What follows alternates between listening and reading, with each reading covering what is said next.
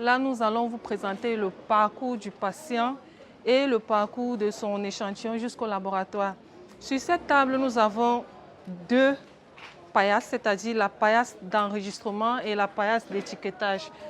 Une fois le patient venu à l'enregistrement, il se fait enregistrer dans un registre dont nous prenons le nom, le sexe, l'âge et ensuite ses différentes coordonnées. Dès qu'il est passé à l'enregistrement, nous passons juste après à l'enregistrement des tubes, tels que voici. Faisant suite donc à l'enregistrement des tubes, nous avons la phase de prélèvement.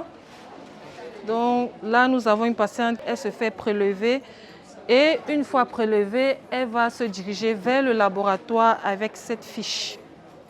Donc nous allons continuer au niveau du laboratoire. Une fois au laboratoire, les échantillons sont contrôlés. Là, nous avons les fiches des malades, les fiches d'enregistrement des malades et les échantillons de sang. Donc les fiches d'enregistrement sont comparées avec les différentes inscriptions qui sont marquées sur la fiche du malade.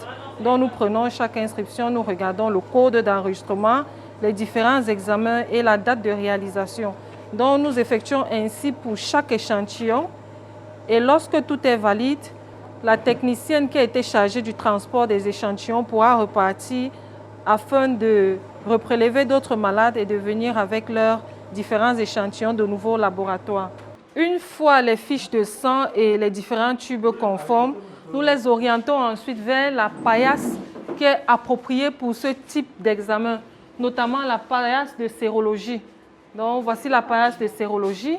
Nous déposons les tubes qui viennent d'arriver avec toujours pour accompagnement les fiches d'enregistrement des malades. Donc au niveau de la paillasse, la technicienne va devoir encore recontrôler et ensuite passer les tubes à la centrifugation. Donc là, c'est l'étape de pré-traitement des échantillons. C'est cette étape qui nous permet d'avoir le matériel biologique avec lequel on va faire le test. Et ce matériel biologique, c'est le sérum.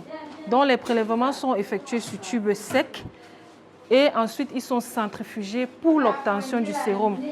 Lorsqu'ils sont centrifugés, le sérum obtenu est maintenant déposé au niveau de la paillasse. Une fois dans le sérum obtenu, il va servir de dosage pour l'hépatite virale B, pour l'hépatite virale C, à l'aide de ces cassettes qui sont immunochromatographiques. Au niveau des différentes paillasses, dont elles vont effectuer le test de dépistage des hépatites virales B et C, et également pour certains, lorsque demandé, le test de diagnostic du VIH. Après donc avoir eu le résultat du patient qui sera transcrit sur la fiche d'enregistrement du malade, ce résultat est déposé ici sur la table d'enregistrement, tel que vous voyez. Donc, avec le code du malade et le résultat obtenu, nous allons encercler si c'est positif ou négatif et ensuite remettre le coupon au gastro-entérologue qui pourra remettre directement le résultat au malade. Donc voici ainsi le circuit d'échantillons jusqu'au laboratoire et le rendu des résultats.